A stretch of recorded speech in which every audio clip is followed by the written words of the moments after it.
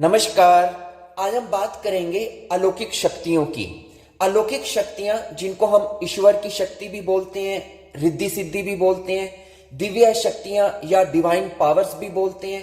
तो ये सभी शक्तियां क्या होती हैं, कैसे इनको प्राप्त किया जा सकता है, क्या इनके लाभ हैं और इनके जागृत होने के क्या लक्षण हैं, इन सभी विषयों पे आज हम बात करेंगे। तो सबसे पहले हम समझते हैं कि अलौकिक शक्तियां होती क्या हैं। आपको मालूम है परमात्मा निराकार है और ऊर्जावान है और अदृश्य है, और उसी ऊर्जा का ही एक अंश हमारे भीतर आत्मा के रूप में मौजूद है। और यही ऊर्जा सभी ब्रह्मांड में सभी जगह व्याप्त है, और हमारे भीतर भी है, मेरे भीतर भी है और आपके भीतर भी है। इसी ऊर्जा के सघनीभूत रूप को ही हम ईश्वर बोलते हैं। अब ये ऊर्जा जो आपके अंदर भी है, मेरे अंदर भी है, सर्वत्र व्याप्त भी है, यह ऊर्जा हमारे अंदर जितनी बढ़ेगी, जितनी विकसित होगी, उतना हमारे अंदर ये लौकिक या अलौकिक जो शक्तियां हैं वो बढ़नी शुरू हो जाती हैं। और जितनी यह ऊर्जा हमारे भीतर कम होगी, न्यूनतम होगी, तो उतना ही अलौकिक शक्तियां तो छोड़िए, हमारी जो लौकिक शक्तियां हैं वो भी कम होनी शुरू हो जाएंगी। तो इस ऊर्जा के ही सघनीभूत होने पर या न्यूनतम मात्रा में आने पर हमारे अंदर शक्तियां बढ़नी या घटनी शुरू हो जाती हैं।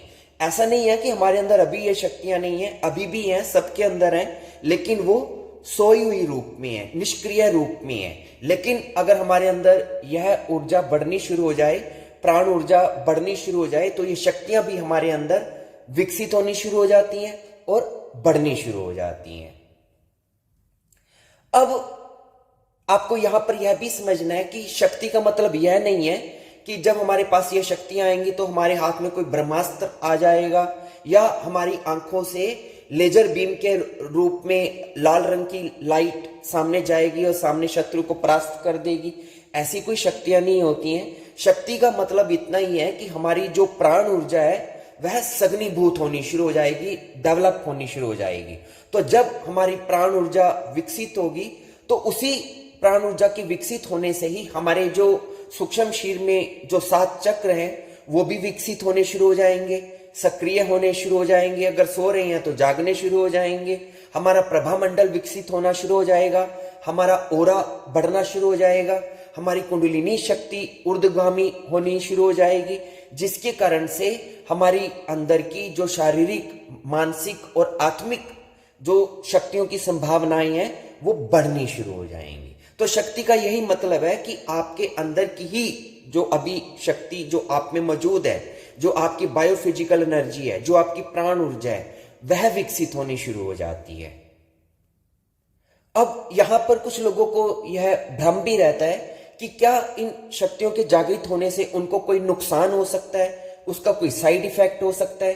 तो उस पर उनको यह समझना चाहिए कि जितनी भी हमारी ये इंटरनल शक्तियां होती हैं ये अपने आप में अच्छी या बुरी नहीं होती हैं, क्योंकि इनका हमारी तरह कोई ब्रेन नहीं होता है कि वो नैतिक या नैतिक रूप से सोचेंगी। वो सिर्फ एक फोर्स है और एक न्यूट्रल फोर्स है। अब ये हमारे ऊपर निर्भर करता है कि हम इस शक्ति का कैसा अच्छा या बुरा उपयोग करते हैं। उदाहरण के लिए परमाणु शक्ति है, इस परमाणु शक्ति से हम बिजली भी उत्पन्न कर सकते हैं, विकास के कार्य भी कर सकते हैं, लेकिन इसी परमाणु शक्ति से हम विध्वंस या विनाश भी कर सकते हैं। तो शक्ति तो अपने आप में तटस्थ है, लेकिन जो व्यक्ति उस शक्ति का उपयोग कर रहा है, उस व्यक्ति की सोच या भावनाएं कैसी हैं, इसके ऊपर निर्भर करेगा कि वो शक्ति को कैसे उपयोग करता है या उसका कैसा इस्तेमाल करता है। लेकिन आप निश्चिंत रहें, क्योंकि किसी भी व्यक्ति को तब तक ये शक्ति प्राप्त नहीं होती है जब तक कि उस शक्ति को प्राप्त करने की उसके अंदर योग्यता ना उत्पन्न हो जाए। परमात्मा उसी को ही अपनी गुण देता है, अपनी कृपा करता है, शक्तियां देता है जिसके अंदर योग्यता होती है। अगर आपके अंदर योग्यता ही नहीं है शक्तियों को ग्रहण करने की, तो आपके अंदर वो जागृत भी नहीं होंगी। इसलिए आप अनावश्यक इसके बारे में चिंता ना करें, इससे आपको कोई नुकसान नहीं होगा। दूसरी चीज, अगर आपके अंदर मान लीजिए कि कोई शक्ति जागृत हो भी जाती है बाई चांस, और आप उसके कारण से आपको कोई किसी प्रकार का नुकसान भी हो जाता है, तो वो तभी होने की संभावना होती है जब आपके अंदर किसी प्रकार की अशुद्धि होती है, चाहे वो भावनात्मक तल पे हो, चाहे वो शारीरिक तल पे हो। इसीलिए इतना जोर दिया जाता है कि जब भी आप कोई ध्यान साधना करते हैं, मंत्र साधना करते हैं, तो सबसे पहले अपनी शुद्धि करें, अपने बॉडी को डिटॉक्स करें, ताकि अगर आपके अंदर शक्ति जागृत हो तो उसको किसी प्रकार का कोई नुकसान होने की कोई संभावना बचे ही ना। इसीलिए जब भी हम ध्यान साधना आरंभ करते हैं तो पहले यम, नियम, आसन, प्राणायाम, अनुशासन, एक लंबा अभ्यास कराया जाता है, पहले अपने आप को शुद्ध करने का, उसके बाद ही शक्ति जागृत करने को कहा जाता है। अब अगली बात ये कि प्रकृति आपको शक्तियां क्यों देना चाहती है। वो इसलिए आपको शक्ति देना चाहती है क्योंकि वह आपका माध्यम की तरह, एक मीडियम की तरह उपयोग करना चाहती है, ताकि आपके माध्यम से समाज का कल्याण किया जा सके, लोगों की कष्ट और पीड़ा दूर की जा सके और कुछ अच्छे कार्य किए जा सके। उदाहरण के लिए यदि प्रकृति आपको शक्तियां कुछ गिफ्ट करती है तो उसके माध्यम से वो आपके द्वारा, हीलिंग के द्वारा या उपचार के द्वारा लोगों का कष्ट दूर करना चाहती है, उनके दुख दर्द दूर करना चाहती है, या कुछ लोगों को मेंटल प्रॉब्लम्स होती है, उनको ज्ञान की जरूरत होती है, सलाह की जरूरत होती है, तो ऐसे व्यक्ति ज्ञान देने के रूप में, अपने प्रवचन के रूप में, अच्छी सीख के रूप में उन लोगों का कल्याण कर सकते हैं। या जो लोग भ्रष्ट हो चुके होते हैं उनको धर्म और अध्यात्म की राह पे वापस लाया जा सके, उनको सन्मार्ग पे चलाया जा सके। तो उनको सन्मार्ग पे चलाने के लिए प्रकृति कुछ ऐसे व्यक्तियों को चूज करती है माध्यम के रूप में, जिससे कि उनका कल्याण किया जा सके। अब हम बात करते हैं कि इन शक्तियों को प्राप्त कैसे किया जा सकता है, या कैसे ये शक्तियां अगर हम नहीं प्राप्त करते हैं तो प्रकृति कैसे हमें इन शक्तियों को हमें देने की कृपा करती है। तो अगर हम बात करें कि अगर हमें खुद अपने कर्म के द्वारा अगर इन शक्तियों को आप प्राप्त करना चाहते हैं तो सबसे पहला मार्ग होता है साधना के द्वारा। चाहे आप भक्ति मार्ग से चलें, चाहे ज्ञान मार्ग से चलें, चाहे कर्म मार्ग से चलें या ध्यान मार्ग से चलें, सभी प्रकार के मार्गों में जैसे जैसे आप साधना में आपकी प्रगति होती जाती है, आपके अंदर ये शक्तियां विकसित होनी शुरू हो जाती हैं। और खासकर यदि आप योग, तंत्र अथवा ध्यान के मार्ग पर चलते हैं तो जल्दी से इन शक्तियों का आपके अंदर प्रादुर्भाव होना शुरू हो जाता है। और उन मार्ग में जो विशेष क्रियाएं हैं, जैसे प्राणायाम, त्राटक, मंत्र, मुद्राएं, बंध अथवा धारणा के अभ्यास के द्वारा तो और भी जल्दी आप इन शक्तियों को अपने अंदर विकसित कर सकते हैं। और इन सभी क्रियाओं में जो एक विशेष क्रिया है जिसको हम धारणा बोलते हैं, महर्षि पतंजलि ने समाधि, जो अंतिम जो लक्ष्य है आदमी का, समाधि तक पहुंचने से पहले महर्षि पतंजलि ने ध्यान तक पहुंचने को कहा है। और ध्यान तक भी पहुंचने से पहले आपको धारणा में पहुंचना पड़ेगा, यानी कि धारणा, ध्यान, समाधि, इस प्रकार ये 3 स्टेप हैं। हालांकि धारणा से पहले भी और स्टेप्स हैं, लेकिन जो अंतिम 3 स्टेप हैं आत्म साक्षात्कार के, वो ये 3 ही हैं, धारणा, ध्यान, समाधि। तो समाधि तक पहुंचने से पहले आपको ध्यान का अभ्यास करना पड़ेगा, और ध्यान के अभ्यास से भी पहले आपको धारणा का अभ्यास करना पड़ेगा। और धारणा का क्या मतलब है? एकाग्रता, concentration, the power of focus. Swami Vivekananda ने भी एकाग्रता के ऊपर बहुत जोर दिया है, और शक्ति की जितनी भी क्रियाएं हैं वो सभी एकाग्रता के अभ्यास से ही संभव होती हैं। और एकाग्रता यानी क्या कि आप अपनी एनर्जी को एक ही दिशा में लगा दें, चाहे वो अपने जीवन में हो चाहे साधना में हो। जीवन में होगा तो आप अपनी एनर्जी को एक ही दिशा में कैसे लगाएंगे कि आप एक विषय चुन लें कि मुझे अपने जीवन में इस चीज को प्राप्त करना है, फिर उसी चीज से संबंधित ही जीवन में हर कार्य करें। और जो चीज उस आपकी इच्छित वस्तु को प्राप्ति में सहयोग करती हो, सिर्फ उसी चीजों की ओर ध्यान दें, बाकी सभी चीजों से अपना ध्यान हटा लें, तो ये एकाग्रता हो जाएगी। यानी कि आप अपने जीवन में अपनी इच्छित वस्तु को प्राप्त करने के लिए सिर्फ एक सीधी लाइन में चलते रहें, तो ये एकाग्रता है। और साधना में भी आपको धारणा का अभ्यास करना है, एकाग्रता का अभ्यास करना है, यदि आप शक्तियों को प्राप्त करना चाहते हैं। वो कैसे? अगर आप साधना में एकाग्रता का अभ्यास करना चाहते हैं तो मंत्र जाप के द्वारा, त्राटक के अभ्यास के द्वारा, इस प्रकार की जो योगिक क्रियाएं हैं उनका आप निरंतर अभ्यास करें, महीनों सालों तक अभ्यास करते रहें, तो उस एकाग्रता से आपके अंदर इतनी एनर्जी, आपकी प्राण ऊर्जा विकसित होनी शुरू हो जाएगी कि आपके अंदर शक्तियों का प्रादुर्भाव होना शुरू हो जाएगा। दूसरा, अपने अंदर निर्विचार अवस्था को प्राप्त करें। अभी क्या है कि अगर हम किसी चीज में जो पहले से भरी हुई है उसमें कुछ और नहीं डाल सकते, एक कटोरा है पानी का, वो फुल भरा हुआ है, तो उसमें हम और पानी नहीं डाल सकते, तो पहले हमें जगह खाली करनी पड़ेगी। अभी क्या है, हमारा जो दिमाग का कटोरा है इसमें इतना विचार भरे पड़े हैं, इतना शोर इसके अंदर है कि इसमें कोई और नई चीज आ ही नहीं सकती। तो जब तक हमारा वह मन विचारों से भरा हुआ है तब तक शक्तियां हमारी ओर आकर्षित नहीं होंगी। लेकिन जैसे जैसे हमारा मन विचारों से खाली होने लग जाएगा, हमारा मन निर्विचार होने लग जाएगा, उतना यह शक्तियों को अपनी ओर आकर्षित करने लग जाएगा, उतनी विश्व चेतना, कॉस्मिक एनर्जी हमारी ओर अट्रैक्टिव होनी शुरू हो जाएगी और हमारे अंदर प्रवेश करने लग जाएगी। तो अपने ध्यान के द्वारा, एकाग्रता के द्वारा निर्विचार अवस्था का प्रयोग करें, थॉटलेसनेस की स्टेज को डेवलप करें, जिससे कि कॉस्मिक एनर्जी आपके अंदर डेवलप होनी शुरू हो और आपके अंदर शक्तियों का प्रादुर्भाव होना शुरू हो जाए। इसके अलावा ध्यान का अभ्यास करें, सिंपल मेडिटेशन की प्रैक्टिस करें, क्योंकि जैसे ही आप मेडिटेशन की प्रैक्टिस करेंगे आपके अंदर दिव्य गुण विकसित होने लगेंगे, आप शांत होने लगेंगे, धैर्य आपके अंदर आने लग जाएगा, आप स्थिरता आपके अंदर आने लग जाएगी, आप प्रेमपूर्ण होना शुरू हो जाएंगे। ये सारे वो गुण हैं जो चाहिए होते हैं शक्तियों को आकर्षित करने के लिए। तो जितना आपके अंदर ये गुण आएंगे उतना आप शक्तियों को आकर्षित करेंगे। तो ध्यान का अभ्यास करें। अगली बात, समर्पण, सरेंडर। क्यों? आपको अगर इन शक्तियों को अपनी ओर आकर्षित करना है तो आपको अपने अंदर से अहंकार की भावना को त्यागना होगा। ये सोच छोड़नी पड़ेगी कि मैं करने वाला हूं, अपने अंदर से कर्ता भाव को निकालना पड़ेगा। क्योंकि जब तक हम अपने मन के अनुसार चलते हैं, अपनी योग्यता और बुद्धि पर मान करते हैं और अपनी नीतियों और प्लानिंग पर ही बहुत ज्यादा भरोसा करते हैं और अपने अहंकार को ही श्रेष्ठ मानते हैं, तो हम परमात्मा के साथ अपना संबंध नहीं जोड़ सकते।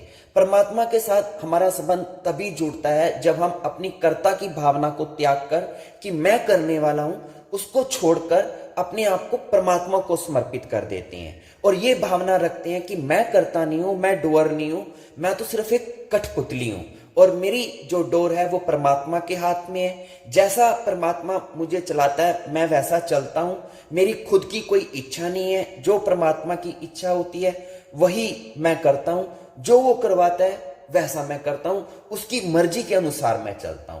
तो जब आपके अंदर इस प्रकार का एटीट्यूड आ जाएगा, ऐसी सोच आ जाएगी, समर्पण की ऐसी भावना आ जाएगी, तो क्या होगा, आपकी अहंकार की भावना खत्म होनी शुरू हो जाएगी। और शक्तियों को आकर्षित करने के लिए, अपने अंदर शक्तियों को जागृत करने के लिए सबसे पहली चीज यही है कि आप अहंकार रहित हो, निरंकार हो और समर्पण की भावना से जब आप समर्पित हो जाएंगे परमात्मा के चरणों में, तो आपके अंदर अहंकार खत्म होना शुरू हो जाएगा और शक्तियों का प्रादुर्भाव होना शुरू हो जाएगा। उसके बाद कोई एक इच्छित वस्तु जिसे आप जीवन में चाहते हैं उस पर ध्यान देना शुरू करें। क्यों? क्योंकि हम जिस भी चीज पर ध्यान देंगे जीवन में वही चीज हमारे बढ़ने लग जाती है। अगर आप दुख पर ध्यान देंगे तो आपके जीवन में दुख बढ़ना शुरू हो जाएगा, अगर आप सुख पर ध्यान देंगे तो आपके जीवन में सुख बढ़ना शुरू हो जाएगा। तो आप अपने निरंतर अपनी साधना पर, अपने धर्म पर, मोक्ष पर, यानी कि मोक्ष की प्राप्ति पर निरंतर अपना ध्यान इसी अपने लक्ष्य पे केंद्रित करके रखें, तो आपके जीवन में ये चीजें विकसित होनी शुरू हो जाएंगी। उदाहरण के लिए मान लीजिए कि आप रोज 1000 कैलोरी शक्ति पैदा करते हैं, तो उसमें 800 कैलोरी तो आप खर्च कर देते हैं अपनी मेहनत करके रोजमर्रा के कार्यों में, लेकिन 200 कैलोरी आपकी एनर्जी बच गई। अब ये एनर्जी कहां जाएगी? जो 200 कैलोरी बच गई है ये वहां जाएगी जहां पर आपका ध्यान होगा। तो यदि अब आपका ध्यान नेगेटिव होने पे है तो ये आप और नेगेटिव हो जाएंगे, ये एनर्जी भी आपको नेगेटिव करने में और ज्यादा प्रमोट करेगी। लेकिन अगर आप सकारात्मक अपने आप को करने में लगे हुए हैं, कुछ आप अच्छी इच्छित वस्तुओं पे आपने अपना ध्यान लगाया हुआ है, तो जो ये 200 कैलोरीज आपकी बची हैं ये भी उधर लग जाएगी। तो आपके अंदर से जब आप अपनी इच्छित वस्तु पे निरंतर अपना ध्यान देते रहेंगे तो ये आपके अंदर की सोई शक्तियों को जागृत करने में आपकी हेल्प करेगी। खैर, अब हम बात करते हैं कि मान लीजिए कि आपने इन चीजों के द्वारा अपने अंदर शक्तियों को जागृत कर लिया है या आपको लगता है कि आप साधना कर रहे हैं, लेकिन आपको कैसे पता चले, क्या ऐसे लक्षण है जिससे कि आपको पता चले कि आपके अंदर जो अलौकिक शक्तियां हैं वो विकसित होनी शुरू हो गई हैं या आपके आसपास अलौकिक शक्तियां जो धारण करने वाली जो एंटिटीज हैं, जो आत्माएं हैं, उनका वास होना शुरू हो गया है। तो सबसे पहले जब आपके अंदर ये शक्तियां विकसित होनी शुरू होंगी, आपका क्या लक्षण आएगा, जो मैं अपने अनुभव से आपको बता रहा हूं कि आपके सारे काम अपने आप होने लग जाएंगे। आपको पता भी नहीं चलेगा कि मैं तो इतना एफर्ट भी नहीं कर रहा हूं, फिर भी मेरा ये काम होता चला जा रहा है, कोई रुकावट नहीं आएगी। यानी कि जैसे एक फिल्म चलती है सामने, एक के बाद दूसरी, दूसरी के बाद तीसरी घटना जुड़ती चली जाती है, ऐसे ही आपके जीवन में भी सारे जो कार्य हैं एक फिल्म की तरह होने शुरू हो जाएंगे और बहुत सुंदरता के साथ सारी चीजें घटित होनी शुरू हो जाएंगी बिना आपके एफर्ट के। और आप देखेंगे, आप चमत्कृत हो जाएंगे कि जैसे आपके लिए कोई और ही इन चीजों को करी जा रहा है और आप सिर्फ उसका फल भोग रहे हैं और आनंदित हो रहे हैं। तो पहला लक्षण ये होगा कि सब काम आपके अपने आप होने शुरू हो जाएंगे, आपको ज्यादा मेहनत नहीं करनी पड़ेगी। और दूसरी बात, दूसरा लक्षण क्या होगा कि मान लीजिए आप जाने अनजाने कोई गलती कर देते हैं अपने किसी कर्म में, लेकिन आप साधना भी कर रहे हैं, तो आप चाहे कितनी भी गलतियां करते जाएं, आपको उसका दुष्परिणाम नहीं भोगना पड़ेगा। आपको एंड टाइम पर कोई शक्ति बचा लेगी। यानी कि आप गलतियां करते भी जा रहे हैं, लेकिन फिर भी कोई अदृश्य शक्ति आपको बचाती रहेगी, उसका हाथ हमेशा आपके सिर पे बना रहेगा। और तीसरी बात, लक्की फैक्टर। आप अक्सर, आपको लोग कहने लग जाएंगे कि आप बड़े लक्की हैं, आप बड़े किस्मत वाले हैं कि आपके साथ ऐसा हो गया। और ज्यादा से ज्यादा आप जीवन में देखेंगे कि कुछ चीजें ऐसी होने शुरू हो जाएंगी कि आपको लगेगा कि आप तो बड़े लक्की हैं, आप तो बड़े किस्मत वाले हैं कि ये आपके साथ हो गया, दूसरे के साथ तो हुआ नहीं। वो इसलिए हो रहा है, इसमें किस्मत की बात नहीं है, वो इसलिए हो रहा है क्योंकि कोई और आपके लिए उस चीज को नियोजित कर रहा है, कोई और आपके लिए शक्ति काम कर रही है और आपको लग रहा है कि बाई चांस हो गया। बाई चांस नहीं हुआ है, किसी शक्ति ने, इन्हीं अलौकिक शक्तियों ने ही आपके लिए ये चीज को किया है। और इसके अलावा छोटी मोटी चीजें, आपका मांसाहार से रुझान हट जाएगा, आप बिल्कुल प्योर शाकाहारी हो जाएंगे, आपकी जो संसार में जो रुचि है वो कम हो जाएगी, अध्यात्म में रुचि बढ़ती चली जाएगी। ब्रह्म मुहूर्त में अर्ली मॉर्निंग उठना आपके लिए सहज ही हो जाएगा, उसके लिए आपको कोई जोर जबरदस्ती नहीं करनी पड़ेगी। आपके स्वप्न की क्वालिटी इंप्रूव हो जाएगी, आपको आध्यात्मिक स्वप्न आएंगे। आपकी छठी इंद्री जागृत होने से जो लक्षण पैदा होते हैं, यानी कि आपको पूर्वाभास होना शुरू हो जाएगा, आपके कथन कहे हुए सत्य होने शुरू हो जाएंगे। अक्सर आपके रोंगटे खड़े होने लग जाएंगे, आपको गाए बगाए जगह जगह प्रकाश दिखने लग जाएगा, आपको विभिन्न प्रकार की खुशबुएं आने लग जाएंगी, विभिन्न प्रकार की आपको साउंड सुनाई देनी शुरू हो जाएंगी। तो इस प्रकार की मिस्टीरियस जो एक्सपीरियंसेस हैं वो आपको होने शुरू हो जाएंगे। तो जब इस प्रकार के लक्षण या इस प्रकार की घटनाएं आपके जीवन में घटने लग जाएं, तो आप समझ लेना कि आपकी जो अलौकिक शक्तियां हैं वो अब जागृत होना शुरू हो चुकी हैं। तो इसी के साथ मेरी बात कंप्लीट हुई।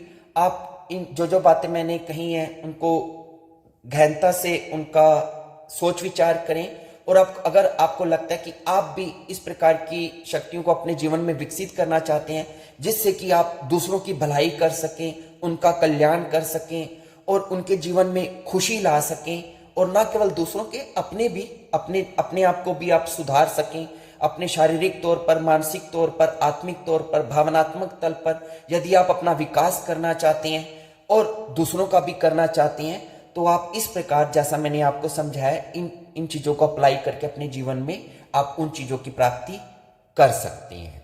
धन्यवाद।